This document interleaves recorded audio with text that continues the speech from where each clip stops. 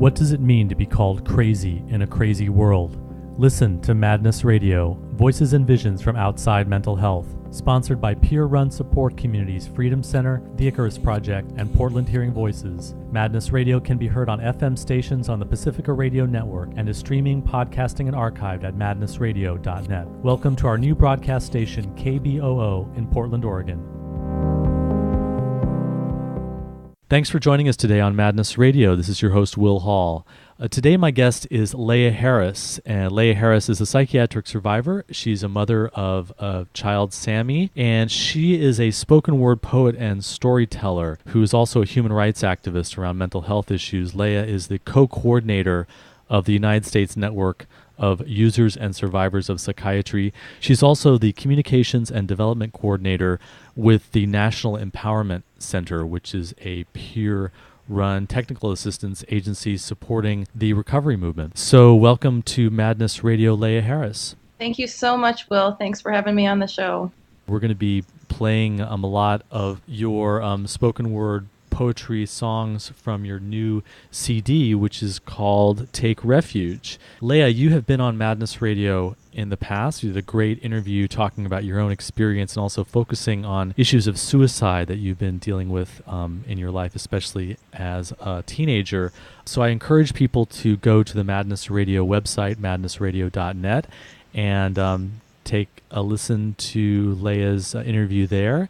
But Leah, why don't we start out, before we get into some of your spoken word poetry, why don't you tell us a little bit about your background as a psychiatric survivor?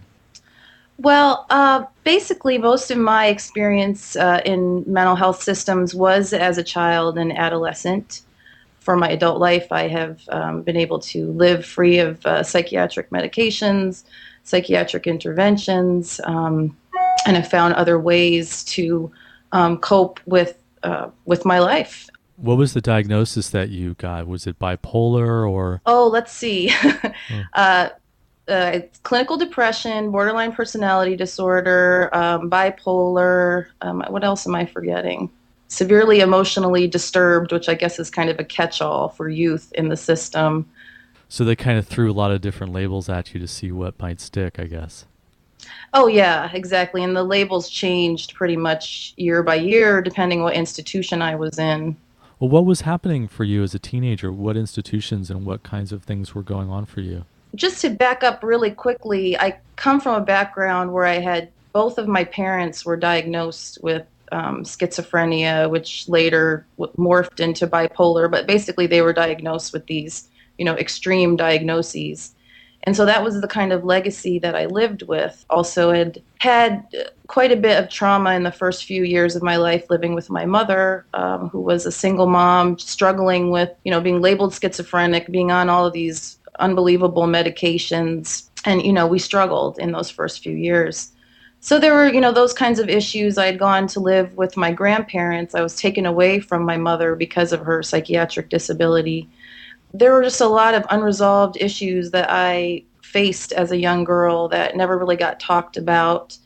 I definitely struggled. I struggled with, a lot of the typical things that young women struggle with around self-esteem, body image. But for me, the added veneer of the trauma history kind of just took everything to another level. The trauma of living with parents who were very chaotic and very emotionally abusive, or what kind of trauma? There were just a lot of things when I was very young living with my mother that were very frightening. She would have these very scary mind states that she would go into that were frightening for her and frightening for me.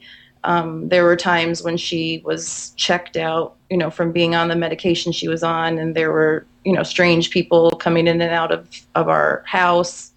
Things of that nature. She meant well, but I think she just was so kind of messed up by the treatment, quote unquote, that she was getting, that she wasn't able to adequately care for me. And then, my maternal grandmother was the one who sort of had ordered my mother to be psychiatrized. So I was living with this person who was kind of always watching me for signs of mental illness. And she also meant well, but just didn't know how to teach me the skills that I needed to cope with my life and my emotions and my personal experiences. And you said your father was also diagnosed and was also going through different kinds of extreme mental states? Absolutely. And he was not, much in the picture for a lot of my life. Both of my parents ended up dying very young, I believe, as a direct result of the toxicity from psychiatric medications that they were on. What did they die of? My mother died of basically diabetic related symptoms. It was just, she had a sudden heart attack, and it was just right, totally sudden without warning. She was 46. She had been a Zyprexa guinea pig when it first came on the market in, I believe it was 1988 or 89. Then my dad just died of a very kind of mysterious, he had internal hemorrhaging. We didn't do an autopsy, but he was on 7 different psychiatric medications at the time of his death at age 63. So, I'm convinced, my family's convinced that this played a role in their early death. And, and now all of the sort of mainstream studies are validating that people diagnosed with, quote unquote, severe mental illness tend to die on average 25 years younger than the general population. So I really do see that I was in some ways orphaned by psychiatry, the harm that some of these traditional quote unquote treatments can cause. It sounds like they were relatively young when they died. Absolutely, absolutely. And both of them on massive cocktails, and facing, the sort of diabetic, metabolic issues that go along with a lot of those neuroleptics. Well, the first poem that we're going to hear is called I Was a Teenage Mental Patient. Do you want to introduce this for us? For me, going through an entire psychiatrized adolescence, I could have written some long prose piece about it that went on and on.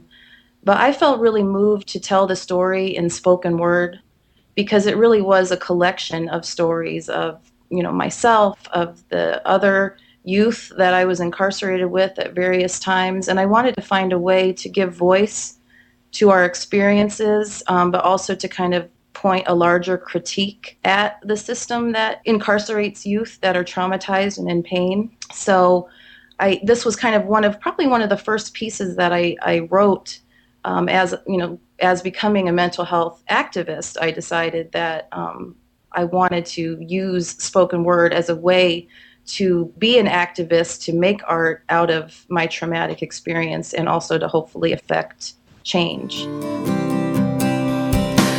I want to tell you what it's like to be a teenage mental patient, to have your every movement scrutinized, your every uttered word analyzed, then to be accused of paranoia when you point this out. And this is what I learned inside. In order to get out, you have to hide how you feel. You have to lie until you don't even feel real. It's torture, and after enough pain, you learn to play the game. You walk the walk and talk the talk and smile and take your meds. And every morning, make your bed. Speak of goal setting, graduating, and job getting. You can always tell the new admits, wild-eyed and still high on coke, crack, Zyprexa, and Prozac, jacked up on speed, still bleeding from their wounds after a self-mutilation gone too far, gauzy white bandages encircling fragile, wounded wrists. I saw little brazy 14-year-old LA blood, so engulfed with anger and indignation at her incarceration. It took 2 grown women and men to subdue her. They held her down, shot her up, tranquilized her like an animal, like the unreachable wounded animal they considered her to be. Oak Grove Institute was a mad warehouse for troublesome kids of all sorts. Jason was 10, told adults to fuck off, for which they labeled him with Tourette's syndrome. Jake was a cross-dressing Nirvana fan. Andy's mother hit him. He hit her back and was labeled oppositional. Kizzy and Lil Brazy were self-identified hood rats. Marie's crime, a developmental disability. Sue idolized Michael Jackson obsessively. Sarah Lynn had Satan worshipers for parents. Sue and Sarah Lynn loved one another, for which they were put on 20-foot restriction. Cause you ain't allowed to love no one in there, and you certainly ain't allowed to be queer. And me, I was a majorly depressed, severely emotionally disturbed, borderline personality disordered, obsessively compulsive, medium to high suicide risk with bipolar tendencies, who wore too much eyeliner and fishnet stockings, wrote poetry that didn't make sense to them, skipped school sometimes, and dreamed of being editor-in-chief of my high school paper before they locked me up. The reigning philosophy is that youth is pathology, 'cause so-called crazy kids aren't allowed to be kids. You are forced to be patients, drugged, undereducated, over-therapized, psychiatrized, and victimized. And this is what we learned on the inside. It's not life on the streets turning tricks for the next high. Being a poor immigrant kid doing what you have to get by. It's not daddy's touching. It's not mommy's drinking. It's your own disordered thinking. And we don't mention the word trauma, 'cause here's the explanation for your life's drama. Your brain is broken, and we'll fix it with institutional food, lack of sunlight and fresh air. We'll fix it with drugs. We'll fix it all with drugs. The newest drugs, the legal drugs. Just don't get caught with the ones that make you feel good. They're not allowed in here. I remember us crazy girls, wild with boredom and rage, scraping anarchy symbols into our skin with an eraser, the only weapon we possessed, trying to erase the skin that held us in, watching scab turn into scar, growing bitter and old inside, watching the days go by. We were released, all of us, one by one, sentences determined by our insurance policies and our acting abilities, sent back to the people, institutions, society that oppressed us, to the adults who abused us in the first place, out of their own fear, ignorance, and pain. And so we'd soon end up on the back wards again, hanging on to one another to survive, trying to keep alive some shreds of hope in our hearts, grasping on to fading dreams as our spirits slowly came apart at the seams. And that's what it's like to be a teenage mental patient.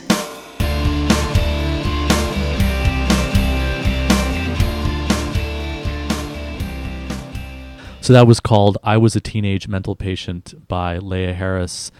Leah, what do you think that you and your family needed other than the kind of forced psychiatric treatment that you received? One of the things that gave me the most joy was my creative aspirations, whether it was writing or art. And that was really the way that I was kind of instinctively trying to cope with a lot of the extreme states I was facing. And ironically, those very supports were taken away from me when I was incarcerated. And it took me years, I would say, into my adulthood. I didn't start really writing and creating again until I was kind of into my 20s to reclaim that. So if somebody had, said, let's get you involved in some, Leah, would you like to be involved in some kind of program where you tell your story or write spoken word, or, we'll get you some art lessons or something to kind of help you work through this, that would have been amazing. I didn't really get much of that at all, other than putting popsicle sticks together and things like that. Tell us about this next piece, which is called Dear Doctor. Dear Doctor was really the way for me to just speak everything I had always wanted to say to those doctors when I was locked up, and never found the words to say, or knew that if I tried to say these things, that it would result in me probably being locked up for longer. In the hospital, I learned very much to internalize everything and to not say what I was feeling, because I knew that I would be punished for doing that. So for me, I used this as a way to kind of process all of the rage that was stored inside for these, really for the most part men, white men, who put themselves up on high, waltzing into the ward for whatever, 10 or 15 minutes, checking on my meds, never really caring about what I had to say. In fact, one time I asked a doctor, I said, I remember I must have been 14, 15, 16. I want to see a test that, proves that I have this stuff that you say that I have. And he literally turned on his heel and walked away from me. All of those experiences of being shut down, discounted, ignored, I tried to use this piece as a way to kind of talk back. And one of the fun things I did was to find some crazy psychiatrist on the internet. And I sort of stole some of his words and found a way to kind of drop them into the piece. And he really does speak for himself, as you'll see. So I went to college for 20 years. It's my job to be able to help and save these mentally ill patients' lives. I find it pleasing. It's a great career. You don't touch anything. You repair the mind. I can't repair my car outside, but I can repair your mind. It's an art and a science. Dear Doctor, on that proud, glorious day you graduated from medical school, you took an oath as old as Hippocrates, remember? Above all, do no harm. Above all, do no harm. Do no harm. No harm. But the trouble is you thought you were doing good by warehousing us in that sterile, oppressive, unhospitable place you called the hospital. You practiced the toughest form of tough love there is. So tough, I could not see no love, nowhere. You placed the blame squarely on our brains, squarely on our serotonin flow, our synapses, labeling us with whatever diagnosis on whatever page of your book you found appropriate at the time. You thought you could turn us around, make us productive future citizens, make us fit into this authoritarian, sexist, racist, ageist, militaristic society your generation, the greatest generation, built. You always insisted that we were the problem and that you were the solution. But your treatments, your cures, your directives issued from on high did not heal our brains, did not open our hearts. They merely transformed these organs into impassive lumps of bitter rage. If anything, dear doctor, you taught me how to act.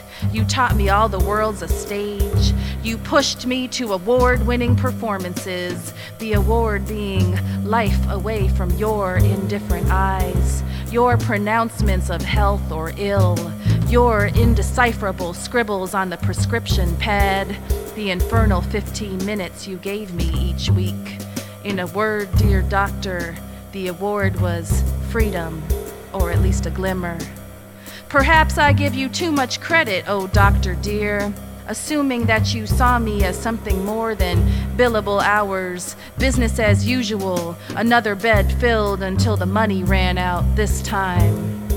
Dear doctor, you'll never know, in your ivory tower on the second floor of the locked youth ward, how many years I've spent sweating and struggling to undo all the harm you did with the best of intentions, paving my road to hell. I declare war on all you scribbled in my chart, building a new chart, charting a course of humanity and dignity with scribbles and shouts of my own. And all the while, Hippocrates' bones are twitching in their grave. Dear doctor. As a psychiatrist, we don't really know how psych meds work. As a psychiatrist, we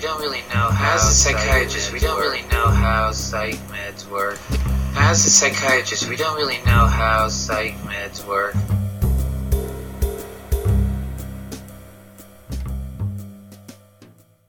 Leah, the next song is called When I Die. Tell us about that.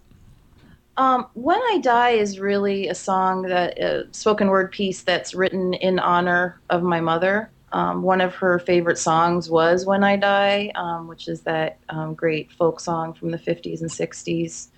It's sort of seeing the intergenerational connection between what we shared and the legacy that she left me, you know, as a woman who was brilliant and creative and had her whole life ahead of her and was completely shut down by the mental health system. And it sort of expresses that sort of incredible sense of gratitude that somehow I was able to escape that fate. And it was a combination of luck and that it was a different time. But this piece, it really speaks to my love and my awe for my mother and her short life, what she endured, and who she was in spite of what she endured. I think this was a common experience of many young people in the 1960s, but she rebelled against this sort of bourgeois Jewish, middle class existence that she had grown up in, and went off to join the counterculture, to be in San Francisco and be part of that whole unfolding experience. Was experimenting with psychedelics, as many young people were at that time, as doors to consciousness. Was very much into art and creativity. She was a poet. She was a visual artist. And my family felt very threatened by who she was becoming. And so one day she was picked up by the police on a park bench, and I believe it was in Arizona, at the age of 18, and was institutionalized for the first time, drugged, labeled, and really was never able to come back from that experience. I mean, from basically that point on, she became a patient, and a lot of that flame that was within her was extinguished. I mean, still there was some of it that always lived on, but I sort of mourn not only her death, but who she could have been if she had been given this freedom and space to do so. So your mother was really someone who was finding herself and going against her family, and in a sense, the institutionalization by psychiatry served a sort of social control function of enforcing the values of the mainstream, the values of her parents, against her own exploration and her own desires for something different. Absolutely. And it was like quicksand. I saw this growing up. The harder she fought, the deeper she was pulled in, because she was punished for fighting. That stayed with me. It continues to stay with me. But then I also live with that legacy that she was the unconventional person who questioned society. And when I was finally old enough to understand, her values won out in the end. Let's put it that way.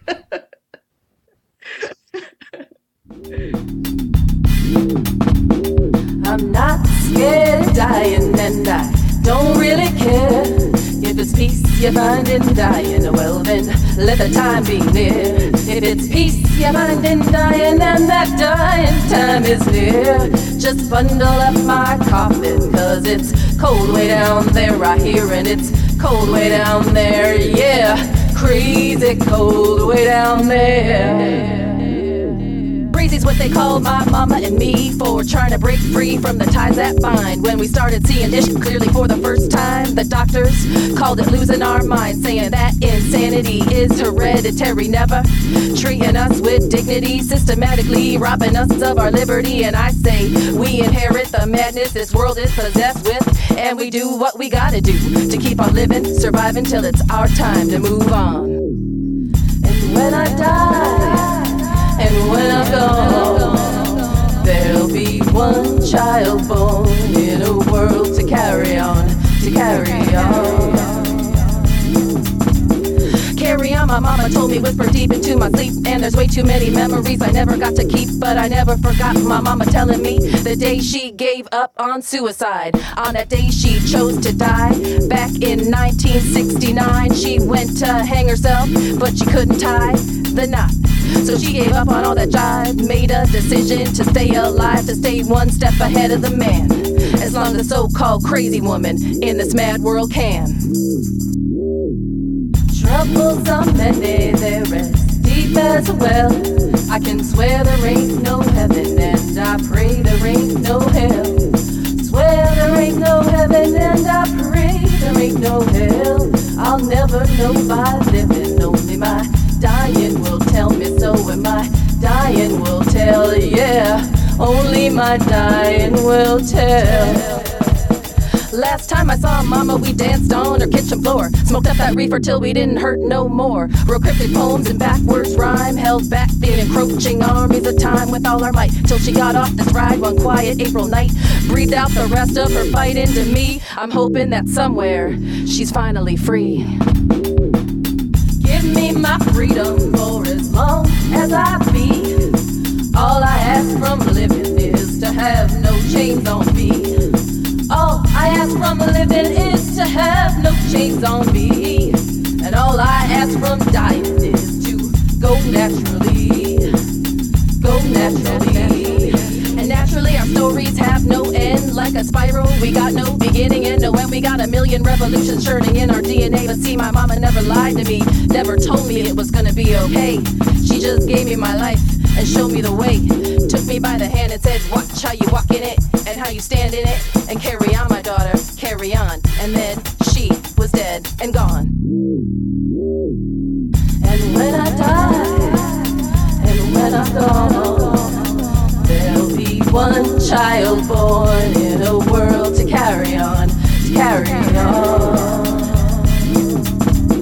We inherit the madness this world is possessed. We inherit the madness this world is possessed. Got a million revolutions, got a million revolutions, got a million revolutions churning in our DNA. We inherit the madness this world is possessed. We inherit the madness this world is possessed. Got a million revolutions, got a million revolutions, got a million revolutions churning in our DNA. If you're just tuning in, this is Madness Radio, and our guest today is Leah Harris. She's a psychiatric survivor and spoken word poet and storyteller, as well as the co-coordinator of the United States Network of Users and Survivors of Psychiatry, and the show is on survivor poetry. Leah, when did you take these experiences of institutionalization and trauma from the mental health system and turn it into becoming an activist and an advocate for change? I moved into a place where I wanted to really work to be a part of changing the system that gave rise to my experiences and my parents' experiences and what still, goes on to this day for people. What kinds of activism have you done? I've done a lot of writing for various publications. I've been involved with protests of all different shapes and sizes, with Mind Freedom, with different groups who meet in Washington, D.C., where I live. Lately, I've been getting much more interested in using the human rights framework as a way to become active and to, talk about our experiences and how to create a new sort of paradigm for people with disabilities and all people who get labeled. You also testified before Congress at one point. Yeah, I've testified. I did a lot of activism around the dangers of SSRIs and other psychiatric medications. Those would be the antidepressants like Prozac and Zoloft. So I testified in front of the FDA. I did do a fair amount of work around that. So you helped get those warnings put on the antidepressant label boxes that tells people about the dangers of the meds that weren't there before until people protested. Right, exactly. There were a huge group of us who testified in front of the FDA, and that was in 2004. And it was soon after we testified that they, created the black box warnings. We like to think that we had an effect on the committee. So yeah, that's been a big part of my work, is trying to raise awareness around that issue. This next poem is about Esmond Green, a tragic story from New York City. Do you want to tell us the story about that and what brought you to write this very powerful poem? She was a 49-year-old woman who had come to the U.S. from Jamaica, who worked various jobs, childcare, cleaning houses, and had different kinds of experiences with emotional distress. She had expressed some things to her pastor that caused the pastor to call 911, is my understanding. And basically, once she got admitted to Kings County Hospital in New York, she was, they call it really murder by neglect. She had collapsed from a blood clot, which was caused by inactivity because she was sitting there for 24 hours. And there's this shocking video that if people have not seen it, it's important that we do bear witness to what happened to her, where basically she was lying there helplessly on the floor for a long time before anybody even came over to see what was going on with her, face down, and by then she was dead. There's a activist group in New York called We the People who started to organize around this horrific murder by neglect. I, found out about what happened, and, I just felt so overwhelmed with so many emotions, so much rage, getting back to that issue of rage. And you feel so helpless in these situations. And all I could think of to do was to write something and to perform something wherever I can and whenever I can to try to get people to hear her story. So Esmond Green was actually brought against her will to a hospital and then just sat down there and left alone for so long that she developed a clot in her body that became life-threatening and then actually killed her, and no one even noticed that this was happening. Sadly, we know that this kind of situation does happen much more often than is ever reported in newspapers or ever finds public visibility. But in this situation, there was actually a video of it that got out onto the internet, and it became really a big issue and made it into the newspapers. Several people involved were fired, but I don't believe that anybody really has been prosecuted for murder, which really is what occurred here. So I would say no, that there's a very partial justice that's been done, but there's still much more work to be done. So this poem is called Her Name Was Esmond.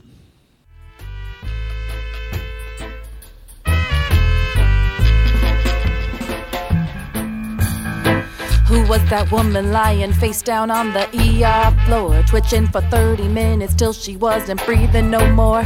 By the time another half an hour had rolled around, she was lying so still on the ground. That guard nudged her with his shoe like a dog nudged her with his pointy shoe. The security camera all the while recording the proof. Her name was Esmond, mother of 6 from Jamaica's shores. Her name was Esmond, came to America, cleaned your floors. Her name was Esmond, this life slowly broke her down. Her name was Esmond, murdered by neglect on Kings County ground. Esmond's voice could be found rising high every Sunday in the neighborhood church where she loved to pray. Along the way she had some troubles, experienced emotional struggles, lost her job soon to face eviction, confided in her pastor who dialed 911, a decision which haunts her to this day as the ambulance hauled Esmond away. Her name was Esmond, mother of 6 from Jamaica's shores. Her name was Esmond, came to America, cleaned your floors. Her name was Esmond, this life slowly broke her down. Her name was Esmond, murdered by neglect on Kings County grounds. 24 hours Esmond sat in that dreary waiting room, surrounded by the stench of misery and gloom. The blood clot from inactivity traveled to her lungs. She succumbed to gravity, fell upon her knees and onto the ground. The staff observed indifferently as she thrashed around. As it happened, they were satisfied to stare, ignore her plight, and roll off in their office chairs. Her name was Esmond, mother of 6 from Jamaica's shores. Her name was Esmond, came to America, cleaned your floors. Her name was Esmond, this life slowly broke her down. Her name was Esmond, murdered by neglect on Kings County grounds. You might ask, how could this happen in the good old US of A? Where was the compassion on that fateful July day? If you're a woman of color, labeled mentally ill, poor, powerless, and vulnerable, your life is apparently dispensable. It's criminal, reprehensible. The perpetrators will be held responsible. Esmond Green will never forget you, not gonna let your death be in vain. We the people gonna make damn sure this never happens to anyone again. We the people gonna get up, stand up for our rights. Walk good, Sister Esmond. We'll keep up the fight. Her name was Esmond, mother of 6 from Jamaica's shore. Her name was Esmond. Came to America, cleaned your floors. Her name was Esmond. This life slowly broke her down. Her name was Esmond. Murdered by neglect on Kings County grounds. Her name was Esmond. Her name was Esmond. Her name was Esmond. Esmond. Her name was Esmond. Murdered by neglect on Kings County grounds. Sister Esmond. Esmond. Her name was Esmond. Esmond.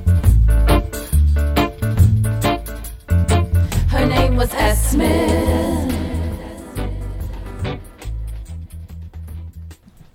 And that was called Her Name Was Esmond by Leah Harris. Leah, one of the things that you've been focusing on recently is the developments with the United Nations Convention on the Rights of People with Disabilities, which if people don't know about it, it has been signed by President Obama. It's awaiting ratification. What is the significance of this convention, and why should people who are interested in human rights and mental health know about it? Basically, it represents a paradigm shift away from a model where people with disabilities are seen in sort of a paternalistic charity medical model kind of way. And disability, I should say, is defined very, very broadly, even to someone who's perceived as having a disability. I really encourage people not to get hung up on the language, but to really look at the substance of what's in the convention.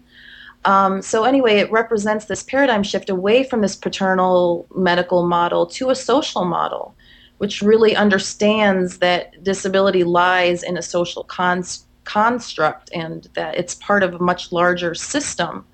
And so what is particularly significant for those of us who've been subjected to involuntary treatment is the additional protections that are in the convention that relate to legal capacity, that relate to our right to be protected from torture, and also the right to live in the community and actually to have those community supports that would allow us to do that.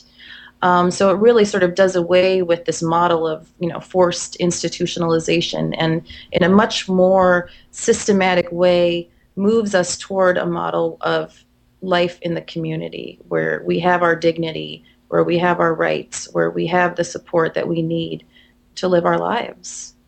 And this poem is called Article 12, and Article 12 refers to... Article 12 is one of the articles in the convention that I think is really at the heart and soul of the convention. You will hear the excerpts from the actual human rights language in the convention about Article 12, but it's really about us having the legal capacity to make our own decisions, and if we need help, that we can get the support to help make our decisions, but that it's very much with our own autonomy, and things aren't being done for us in the sense of guardianship, but with us, and that we have this autonomy over our lives, our existence, our decisions. Have the right to recognition everywhere as persons before the law. For too long they have treated us without our permission. Listen, we are human like the rest of humanity.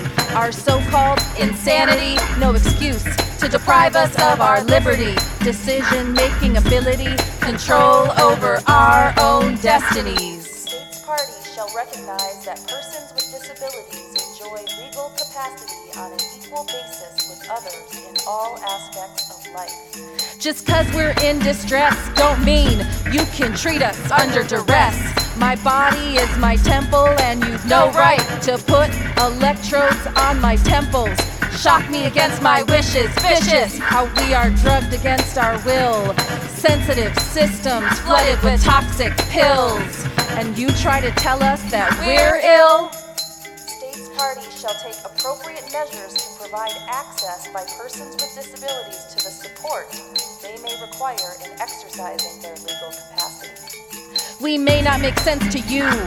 Jive with your consensus reality. You've not got the right to treat us with brutality. The lethality of your methods is well known. Treatments shown to impact our mortality, lessen our lives by 25 years. Tears of humiliation I have shed at the indignities inflicted on me, 'cause you say I have a mental abnormality. No right to my own autonomy.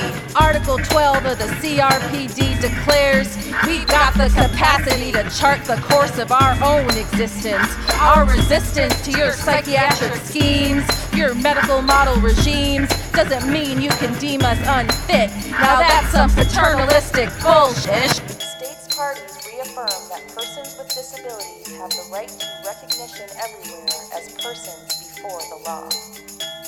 States parties shall recognize that persons with disabilities enjoy legal capacity on an equal basis with others in all aspects of life. States parties shall take appropriate measures to provide access by persons with disabilities to the support they may require in exercising their legal capacity. We don't need a guardian to make our choices. Article 12 says our voices are valid and true. Now I may want your help, but if I do, I'll ask you. Your support may be met with appreciation, but no longer can you assist me without my cooperation. Respect my right to self-determination, and together we can build a global foundation based on human rights and collective liberation. Let the revolution begin.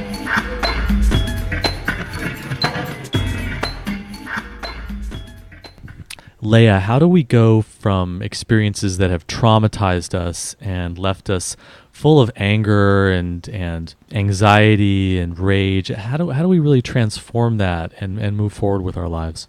That's a question that I think we each need to ask ourselves. I think it's such an individual process, but I do think that as trauma survivors, it is a process that most of us do go through in one form or another to get to a place of greater connectedness, a sense of being more whole. So it's, for me, when I was stuck in a sense of anger that was it became sort of toxic for me after a while. It was kind of holding me back. And it was a righteous anger, certainly. And I think everybody has a right to feel enraged at being, treated against their will, or, just being harmed by whatever system or person or situation.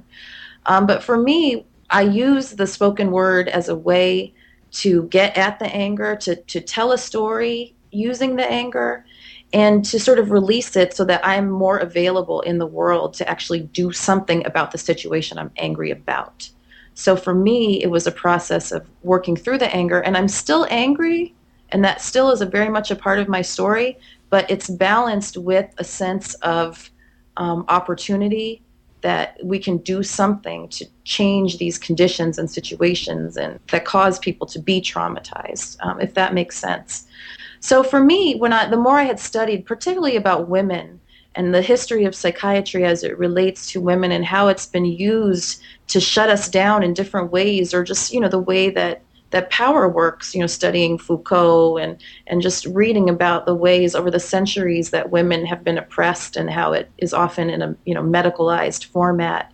I just became so enraged, thinking of my story, my mother's, so many other women. I felt the need to sort of write something on behalf of the crazy women. I say about this piece that honestly it was a very strange situation where I felt that it was almost channeled through me. I mean, I sat down to write, and it's a long piece, and it just kind of came out of me in just sort of one fell swoop. It was there. It was like something that needed to be written through me, if that makes any sense. And I don't know that I feel that the crazy women were speaking through me in this piece. It's one of the pieces that can almost be hard for me to hear sometimes because it is so incredibly intense and tells the stories of so many traumatized women, abused women. But yet it's a series of stories that have to be told. We have to remember. We have to keep their lives and deaths alive.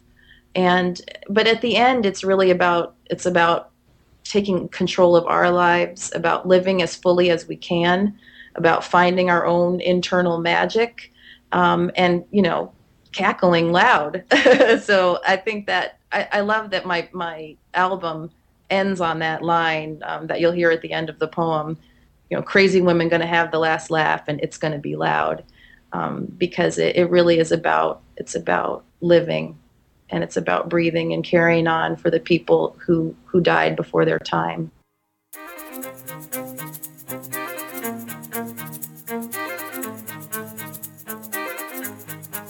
The man's always had a plan to slow down the velocity of women's journeys, to lower the volume of women's voices saying, hush now, honey, be calm, be still. The powers that be saying, there's an appropriate level for your grief and there's a healthy range for your rage. And when women exceeds the emotional speed limit, society puts on the brakes. And the more things change, the more they stay the same. They using the same tactics, but they just change the names. Back in the Middle Ages, they burned unruly women at the stake. And out of the ashes of their bones and flesh rose the Enlightenment and reason fresh. And the white men declared, there's no such thing as witches. They're just crazy psycho bitches. And we certainly can't let them run free. Lock them up and throw away the key. Lock them up and throw away the key. 'Cause there's nothing more frightening than a woman mad and aware of her own magic. Tragic how much violence is done in the name of science to ensure our silence. In Victorian times, they located suffering in our uterus, in the blood, in the soft internal organs, took our pain, our righteous rage, they called it hysteria. And Dr. Freud ignored women's horror stories, her stories of abuse and rape, took a justified hatred of the penis and called it envy. He sold more books that way. What they call paranoia, we call reality hitting us hard. When we name the forces all around, conspiring to keep us down. When we deny the diagnoses of our masters. When we refuse to be sick, defective, diseased, disordered, disturbed. When we dare to proclaim our humanity. When we accuse them of insanity. They call it lack of insight into our condition. But we got an insight that'll blind you. We know something about our conditions and how we came to be confined. Our husbands, our kids, they wanted our house, our money. Kinda funny how it goes down. We were visionaries who shared our visions with the wrong people. We were too butch, too poor, too ugly, too far gone on the mean streets. We seen shit nobody should ever have to see. Got raped, got beat, got tortured by strangers and the ones who claim to love us. And when life comes apart at the seams, and when the castles of our dreams implode, we chase the needle in search of the next high. Put on a skirt, how could we have to just to get by? And when our demons chase us till we break up from the pure exhaustion of being alive, you're lucky if you survive, honey. You're lucky if you survive.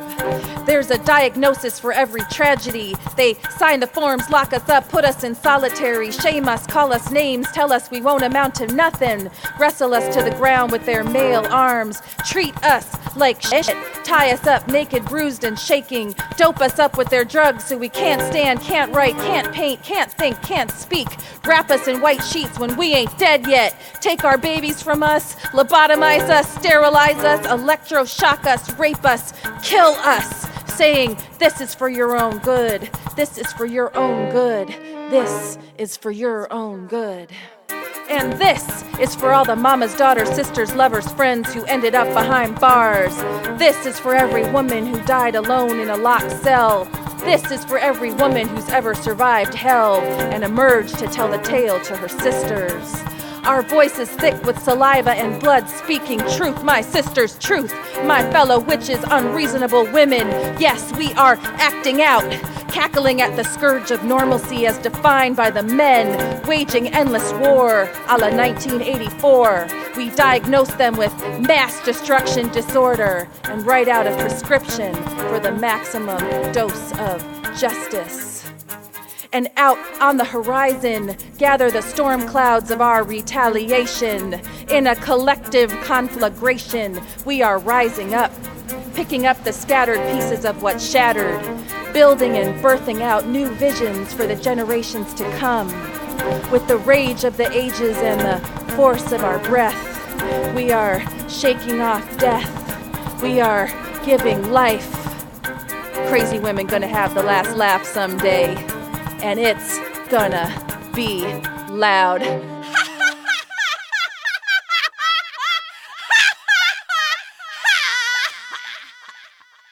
Leah, thank you for joining us on Madness Radio and sharing your really powerful poetry. How can people get a copy of your new CD, Take Refuge? My CD is available in a few places through the National Empowerment Center website, which is www.power2u.org. And it's also available through Mind Freedom's Mad Market. And I'm hoping to have it be available very soon for digital download through CD Baby for people who prefer to download it directly. And you're also welcome to email me. My email is mamadharma@gmail.com. It's mamadharma@gmail.com.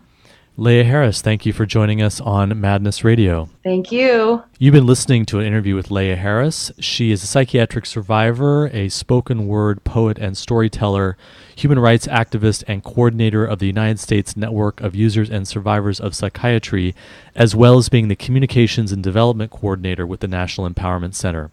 That's all the time we have on Madness Radio. Thanks a lot for tuning in. You've been listening to Madness Radio, Voices and Visions from Outside Mental Health. Madness Radio is co-sponsored by peer-run support communities Freedom Center, The Icarus Project, and Portland Hearing Voices. Hosted by Will Hall, music producer is John Rice, with technical assistance from Jeremy Lantzman. Listen to our internet stream, podcasts, and show archives at madnessradio.net. Madness Radio can be heard on FM stations on the Pacifica Radio Network, including KBOO in Oregon, WXOJ and WBCR in Massachusetts, Alaska's KWMD, and WPRR in Michigan. If you have an idea for a story or guest on Madness Radio, to help get us broadcast on a station near you, or if you just want to share what's in your head, contact radio@madnessradio.net.